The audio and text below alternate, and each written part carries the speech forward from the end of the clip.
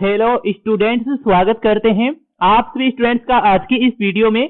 Students, आज की इस वीडियो में हम बात करेंगे प्री डीएलईडी एग्जामिनेशन 2024 के ऑनलाइन फॉर्म भरने हैं वो शुरू है वो कर दिए हैं। तो जो भी स्टूडेंट बीएसटीसी करना चाहते हैं, बीएसटीसी कोर्सेज के लिए किसी कॉलेज में एडमिशन लेना चाहते हैं, तो आप अपना एडमिशन के लिए बीएसटीसी के लिए फॉर्म कैसे किस तरह से भर सकते हैं, इसकी जो कंप्लीट जानकारी है इस वीडियो में आपको स्टेप बाय स्टेप आपको देखने को मिलेगी। तो आपको आज की इस वीडियो को पूरा कंप्लीट है वो आपको देखना है। तो चलिए अब वीडियो को शुरू कर लेते हैं, वो जान लेते हैं कि आप अपने द्वारा बीएसटीसी के लिए फॉर्म कैसे किस तरह से भर सकते हैं। तो आपको अपना बीएसटीसी 2024 के लिए ऑनलाइन फॉर्म फिल करने के लिए आपको बीएसटीसी 2024 की इस वाली वेबसाइट पर आपको विजिट है वो आपको करना होगा, और इस वेबसाइट का डायरेक्ट लिंक इस वीडियो के नीचे डिस्क्रिप्शन पार्ट में भी आपको मिल जाएगा, वहां से भी आप क्लिक करके विजिट है वो कर सकते हैं। जैसे आप विजिट करेंगे, जैसे आप इस वेबसाइट पर आएंगे तो कुछ इस तरह से आपके सामने साइड का इंटरफेस है वो देखने को मिल जाएगा। यहाँ से ही आप बीएसटीसी 2024 के लिए अपना फॉर्म है वो फिल कर सकते हैं। लेकिन इससे पहले यहाँ पर आपको डेट है, शेड्यूल है वो यहाँ पर इसमें दिया गया है, तो इसको आपको एक बार देख लेना है। यहाँ पर देख सकते हैं कि आपके बीएसटीसी के जो फॉर्म है वो 11 मई 2024 से ही स्टार्ट हो चुके हैं, कि आज से ही फॉर्म भरने आपके शुरू है वो कर दिए हैं। और फॉर्म भरने की अंतिम डेट है, लास्ट डेट है वो 31 मई 2024 है वो रखी गई है। तो 31 मई 2024 से पहले पहले आपको अपना बीएसटीसी के लिए फॉर्म आपको भर देना है।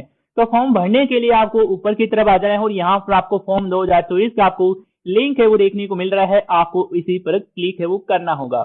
जैसे आप क्लिक करेंगे इस तरह से आपके सामने नेक्स्ट पेज है वो ओपन हो जाएगा। यदि आपने इसमें ऑलरेडी अपना रजिस्ट्रेशन कंप्लीट कर लिया है तो यहाँ पर अपना एप्लीकेशन नंबर, अपनी डेट ऑफ बर्थ डालकर आप प्रोसीड पर क्लिक है वो कर सकते हैं। लेकिन जिन्होंने अभी तक रजिस्ट्रेशन नहीं किया है, फर्स्ट बार ही आप इस वेबसाइट पर आए हैं रजिस्ट्रेशन करने के लिए, तो यहाँ पर आपको न्यू रजिस्ट्रेशन का आपको लिंक है वो दिखाई दे रहा है, आप इस पर क्लिक कर देंगे। जैसे आप क्लिक करेंगे इस तरह से आपके सामने रजिस्ट्रेशन फॉर्म ओपन हो जाएगा। इस रजिस्ट्रेशन फॉर्म में सबसे पहले आपको बोनाफाइड डिटेल्स यानी कि मूल निवास से संबंधित जानकारी आप सिलेक्ट करेंगे। तो सबसे पहले तो आपका मूल निवास राज्य है वो सिलेक्ट करेंगे। मैं अपने अकॉर्डिंग राजस्थान इसमें सिलेक्ट कर लेता हूं, आप अपने अकॉर्डिंग सिलेक्ट करेंगे। डिस्ट्रिक्ट का चेंज करेंगे, जो भी डिस्ट्रिक्ट है वो यहाँ से चेंज कर लेंगे। इसके बाद में आपको एग्जामिनेशन सेंटर यानी कि एग्जाम डिस्ट्रिक्ट का चेंज आपको करना होगा। तो आप कौन से डिस्ट्रिक्ट के अंदर एग्जाम देना चाहते हैं, पहली चॉइस आपकी क्या है वो यहाँ से आप सिलेक्ट करेंगे। इसके बाद में सेकंड आपकी चॉइस क्या है वो यहाँ से सिलेक्ट कर लेंगे। इसके बाद में आपको जनरल डिटेल्स है वो यहाँ पर आपको फिल करना है। तो जनरल डिटेल्स में सबसे पहले तो कैंडिडेट का नाम है, यहाँ पर आपको फुल नेम है इंटर करना है, जो आपके 10th क्लास की मार्कशीट में दिया गया है। तो सेम एंट्री है, अपने नाम की इंटर करेंगे। इसके बाद में अपना पिता का जो नाम है यहाँ पर फिल करेंगे, मदर का नाम यहाँ पर फिल करेंगे। और आप जो भी नाम की एंट्री फिल कर रहे हैं, नाम के आगे मिस्टर, मिसेस, श्री वगैरह है, इनको आपको बिल्कुल भी यूज नहीं करना है। सिंपल आप अपना नाम फिल करेंगे। इसके बाद मोबाइल नंबर यहाँ पर देंगे, जो भी एक्टिव है, जो भी चालू मोबाइल नंबर है। इसके बाद में आपको अपनी डेट ऑफ बर्थ है वो सिलेक्ट करना है। तो यहाँ पर कैलेंडर ओपन हो जाएगा। इसमें सबसे पहले तो जो आपकी ईयर है वो सिलेक्ट करेंगे। यहाँ पर आप इस तरह से ईयर का चुनाव कर सकते हैं। इसके बाद मंथ का चुनाव करेंगे और यहाँ पर जो भी डेट है वो सिलेक्ट कर लेंगे। तो यहाँ पर आपकी जन्म दिनांक है वो देखने को मिल जाएगी। इसके बाद आप जेंडर का चेंज करेंगे, मेल फीमेल जो भी है वो यहाँ से सिलेक्ट करेंगे। मैरिटल स्टेटस का चेंज करेंगे, यदि आप मैरिड है तो मैरिड सिलेक्ट करेंगे, अनमेरिड है तो आप अनमेरिड का चेंज करेंगे। और यदि कोई विवाहित महिला है तो उसके लिए हस्बैंड का जो नाम है इसमें यहाँ पर आपको दर्ज करना होगा।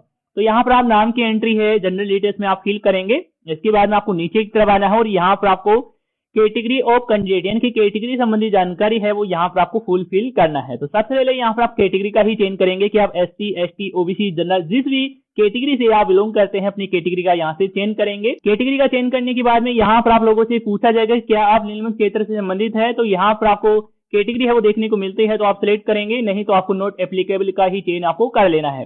इसके बाद आपको माइनॉरिटी टाइप आपको पूछा जा रहा है, यानी कि आप अल्पसंख्यक है तो आप इसमें यस का चेंज करेंगे, नहीं है तो आप इसमें नो का चेंज करेंगे। इसके बाद में यहाँ पर आपको माइनॉरिटी टाइप आपको देखने को मिल जाएगा। यदि आप इसमें यस करते हैं तो आपको माइनॉरिटी टाइप यहाँ पर दे सकते हैं कि मुस्लिम है, सिख है, यहाँ पर आपको अलग अलग कैटेगरी यहाँ पर देखने को मिल जाती है। तो मैं इसमें यहाँ पर नो का चेंज कर लेता हूँ।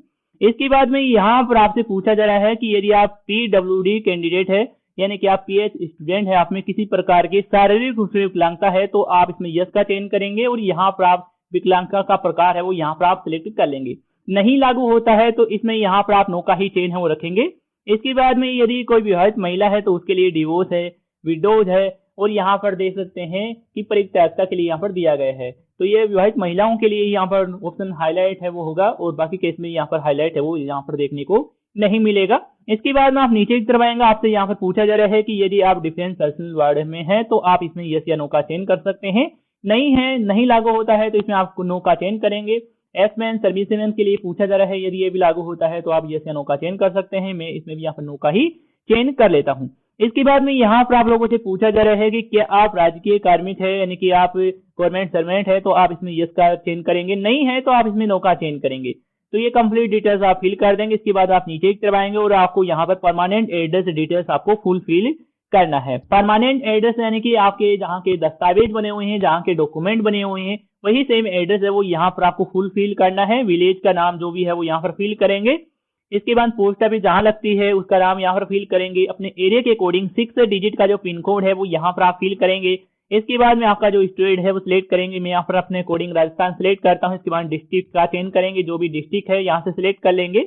इसके बाद में स्टूडेंट की एक ईमेल आईडी भी यहाँ पर आपको दर्ज है वो करनी होगी, तो आप सही से ईमेल आईडी वो दर्ज करेंगे। इसके बाद में अल्टरनेटिव मोबाइल नंबर और कोई देना चाहते हैं, आपके पास और कोई मोबाइल नंबर है तो यहाँ पर आप इसमें फिल कर देंगे। इसके बाद में आधार कार्ड के नंबर है वो यहाँ पर आप इसमें फिल करेंगे स्टूडेंट के ही, और आपको सही से फिल करना है अपने आधार कार्ड में देखकर। इसके बाद में यहाँ पर आपसे मीडियम टाइप है वो पूछा जा रहा है कि आप जो परीक्षा है बीटीसी का आप हिंदी मीडियम देना चाहते हैं या फिर इंग्लिश में, वो आप अपने अकॉर्डिंग चेंज है वो कर लेंगे। इसके बाद में आप नीचे की तरफ आएंगे और यहाँ पर आपको कोरेस्पोंडेंस एड्रेस के लिए दिया गया है, यानी कि आप वर्तमान में कहाँ पर आप निवास कर रहे हैं वो जो एड्रेस है यहाँ पर आप फिल कर देंगे। यदि आपका परमानेंट एड्रेस और जो प्रेजेंट एड्रेस आपका सेम है तो यहाँ पर टिक कर देंगे, तो बाकी ये जानकारी है ऑलरेडी फिल है वो मिल जाएगी। अलग से आपको फिल करने की कोई आवश्यकता नहीं होगी। लेकिन यदि आप अलग अलग निवास कर रहे हैं, परमानेंट एड्रेस अलग है और प्रेजेंट एड्रेस अलग है, तो अलग से जानकारी इसमें आप फिल करेंगे। इसके बाद में आपको अपनी एजुकेशन क्वालिफिकेशन की जानकारी है वो यहाँ पर देंगे। तो क्वालिफिकेशन में यहाँ पर आप दे सकते हैं कि 12th क्लास है, 12th क्लास आपने संस्कृत से पासिंग की है या फिर आपने वरिष्ठ उपाध्याय से आपने पासिंग की है, वो यहाँ से सिलेक्ट कर सकते हैं। इसके बाद में यहाँ पर आपको अल्प भाषा के लिए दिया गया है, तो यदि आपके लागू होता है तो आप इसमें यस का चयन करेंगे और आपकी जो भी अल्प भाषा है वो यहाँ से चेंज कर लेंगे। उर्दू, पंजाबी, सिंधी या फिर गुजराती जो भी है वो यहाँ से सिलेक्ट कर सकते हैं। नहीं लागू होता है तो आप इसमें नो का चयन करेंगे। इसके बाद में स्टूडेंट्स यहाँ पर आप लोगों से पूछा जा रहा है कि आप किस कोर्सेज के लिए फॉर्म अप्लाई करना चाहते हैं। आप डीएलएडी जनरल के लिए करना चाहते हैं तो इस वाले ऑप्शन को सिलेक्ट करेंगे, या फिर आप डीएलएडी संस्कृत से करना चाहते हैं तो इस वाले ऑप्शन को चेंज करेंगे, और दोनों के लिए अप्लाई करना चाहते हैं, दोनों के लिए आप एलिजिबल है तो दोनों के लिए भी आप फॉर्म अप्लाई है वो कर सकते हैं। तो मैं यहाँ पर डीएलएडी जनरल यहाँ पर इसमें रहने देता हूँ। इसके बाद में स्टूडेंट यहाँ पर आपको अपनी एकेडमिक डिटेल्स आपको फुलफिल करना है, यानी कि एजुकेशन की डिटेल्स भी यहाँ पर आप दर्ज है वो करेंगे। तो सबसे पहले यहाँ पर आपसे सेकेंडरी की जानकारी ही मांगी जा रही है, यानी कि 10th क्लास जहाँ से आपने पासिंग किया है उस बोर्ड का नाम है वो यहाँ से आप सिलेक्ट कर लेंगे अपने अकॉर्डिंग। इसके बाद में आपने जिस ईयर में पास किया है वो यहाँ पर आप ईयर का चुनाव कर लेंगे, जो भी ईयर है वो यहाँ से सिलेक्ट कर लेंगे। इसके बाद में आपके मैक्सिमम मार्क्स डालेंगे, जितने भी मार्क्स थे टोटल मार्क्स थे वो यहाँ पर डालेंगे, और आपने इन मार्क्स में से कितने क्या प्राप्त किए मार्क्स है वो यहाँ पर इसमें दर्ज करेंगे। तो यहाँ पर आपकी परसेंटेज है वो देखने को मिल जाएगी। इसके बाद आपको अपनी सीनियर सेकेंडरी की डिटेल्स आपको फुलफिल करना है, तो आप यहाँ पर बोर्ड का चयन करेंगे इसमें भी।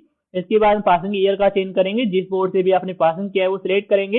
इसके बाद आपके मैक्सिमम मार्क्स है, आपके जो प्राप्तांक मार्क्स है वो यहाँ पर डालेंगे। इसके बाद परसेंटेज है वो यहाँ पर देखने को मिल जाएगी। तो इस तरह से आप कंप्लीटली डिटेल्स आप इस रजिस्ट्रेशन फॉर्म में दर्ज कर देंगे। इसके बाद में यहाँ पर आपको एक चेकबॉक्स दिखाई दे रहा है, इससे पहले यहाँ पर जो जानकारी दी गई है एक बार पढ़ लेंगे और यहाँ पर आप टिक है वो कर देंगे। टिक करने के बाद आप नेक्स्ट वाले बटन पर है क्लिक कर देंगे। तो जैसे ही स्टूडेंट आप नेक्स्ट वाले बटन पर क्लिक करेंगे अगला स्टेप है ओपन हो जाएगा। अगले स्टेप में यहाँ पर आपको अपने डॉक्यूमेंट वगैरह है वो आपको अपलोड आपको करना होगा। तो डॉक्यूमेंट में सबसे पहले तो आपकी पासपोर्ट साइज में फोटो है वो आपको अपलोड करना है। फोटो का जो फॉर्मेट है आपको जेपीजी ही रखना है। वो साइज वगैरह है वो आप 50 से 100 KB के बीच में आप रख सकते हैं। और सिग्नेचर को भी यहाँ पर आपको अपलोड आपको करना होगा।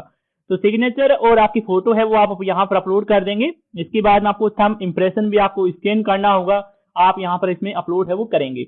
तो इस तरह से आप फोटो, सिग्नेचर और थंब इंप्रेशन को स्कैन करेंगे और अपलोड है वो कर देंगे। तो मैं यहाँ पर सभी को अपलोड कर देता हूँ। तो आप अपना फोटो, सिग्नेचर और थंब इंप्रेशन को अपलोड कर देते हैं तो यहाँ पर आपको प्रीव्यू देखने को मिल जाएगा। एक बार चेक कर लेंगे। चेक करने के बाद आपको नेक्स्ट वाले बटन पर आपको क्लिक कर देना है। तो जैसे ही स्टूडेंट आप नेक्स्ट वाले बटन पर क्लिक करेंगे, अब की बार यहाँ पर आपको एप्लीकेशन फॉर्म का प्रीव्यू है वो देखने को मिल जाएगा। यहाँ से आप एप्लीकेशन फॉर्म का प्रीव्यू चेक कर सकते हैं, यानी कि जितने भी स्टेप अपनी जानकारी फिल की है वो यहाँ पर आपको एक साथ देखने को मिल जाएगी। तो यहाँ से आप कंप्लीट जानकारी का वो एक बार चेक कर लेंगे, वेरीफाई कर लेंगे। वेरीफाई करने के बाद में यदि आप इसका प्रिंट आउट लेना चाहते हैं या फिर डाउनलोड करना चाहते हैं तो यहाँ पर आप क्लिक है टू प्रिंट एप्लीकेशन फॉर्म पर क्लिक करके आप प्रिंट आउट है वो ले सकते हैं। और यदि स्टूडेंट आपने सब कुछ जानकारी इसमें चेक कर लिया है, प्रिंट आउट भी ले लिया है और पेमेंट करना चाहते हैं, तो इसके लिए आपको नीचे की तरफ आ जाना होगा और यहाँ पर आपको प्रोसीड और पेमेंट का आपको बटन है वो देखने को मिलेगा। आप इस पर क्लिक है वो करेंगे, तो जैसे ही आप क्लिक करेंगे इस तरह से आपके सामने पेमेंट गेटवे है ओपन हो जाएगा। इस पेमेंट गेटवे में यहाँ पर आपको काफी सारे ऑप्शन है वो मिल जाते हैं पेमेंट करने के लिए। आपको जो टोटल फीस है वो 450 रुपए आपको पेमेंट आपको करना है। तो इसके लिए यहाँ पर देख सकते हैं कि यदि आप क्यूआर के माध्यम से पेमेंट करना चाहते हैं तो आप क्यूआर पर आप क्लिक करेंगे, इस तरह से आपके सामने क्यूआर कोड है ओपन हो जाएगा। इस क्यूआर कोड को स्कैन करके आप पेमेंट वो कर सकते हैं। या फिर आप अपने डेबिट कार्ड से पेमेंट करना चाहते हैं तो ये वाला ऑप्शन सिलेक्ट करेंगे, या फिर आपको इसमें और भी ऑप्शन है वो दिए गए हैं, जैसे कि यूपीआई का ऑप्शन है, कार्ड का ऑप्शन है, नेट बैंकिंग है तो नेट बैंकिंग से भी पेमेंट वो कर सकते हैं। तो आपके पास इसमें से जो भी अवेलेबल है जिससे भी आप पेमेंट करना चाहें उसी का चेंज है वो कर लेंगे।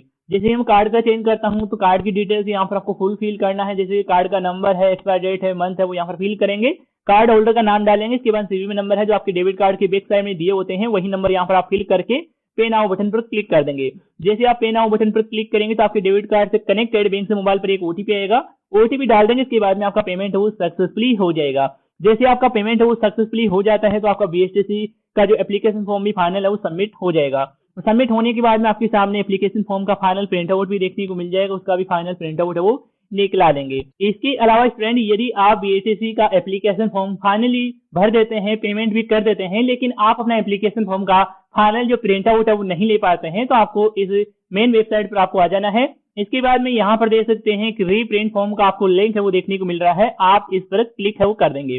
क्लिक करने के बाद में यहाँ पर आपको अपनी एप्लीकेशन नंबर आपको इंटर करना होगा और यहाँ पर आपको जो भी डेट ऑफ बर्थ देखने को मिल रही है अपनी डेट ऑफ बर्थ फिल करके प्रोसीड पर क्लिक करेंगे।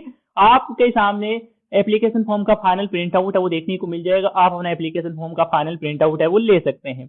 लेकिन यदि आपके पास एप्लीकेशन नंबर ही नहीं है और एप्लीकेशन नंबर को आप फाइंड करना चाहते हैं, फॉर्म नंबर को फाइंड करना चाहते हैं, तो इसके लिए यहाँ पर देख सकते हैं कि फाइंड फॉर्म नंबर का आपको ऑप्शन दिखाई दे रहा है, आप इस पर क्लिक करेंगे। क्लिक करने के बाद में यहाँ पर इस तरह से आ जाएगी डिटेल डालने के लिए। तो यहाँ पर आपको कैंडिडेट का नाम फिल करना है, कैंडिडेट का फादर का पिता का नाम यहाँ पर फिल करेंगे या फिर मदर का नाम फिल करेंगे, मोबाइल नंबर फिल करेंगे, डेट ऑफ बर्थ सिलेक्ट करेंगे, इसके बाद प्रोसीड पर क्लिक करेंगे। आपके सामने लिस्ट है वो देखने को मिल जाएगी। उस लिस्ट में आपको एप्लीकेशन नंबर है, फॉर्म नंबर आपको देखने को मिल जाएगा, तो वहां से आप एप्लीकेशन नंबर, फॉर्म नंबर है वो निकाल सकते हैं। तो इस तरह से स्टूडेंट आप प्री डीएलईडी एग्जामिनेशन 2024 यानी कि बीएसटीसी 2024 के लिए आप अपना एप्लीकेशन फॉर्म भर सकते हैं। यदि आपको इस एप्लीकेशन को भरने में किसी प्रकार की समस्या देखने को मिलती है, किसी प्रकार का एरर वो देखने को मिलता है, तो आप हमें कमेंट करके बता सकते हैं। तो इस वीडियो में अभी के लिए इतना ही। यदि आपको इसी से रिलेटेड कोई सवाल है या फिर सुझाव है तो आप हमें कमेंट में बता सकते हैं। धन्यवाद दोस्तों।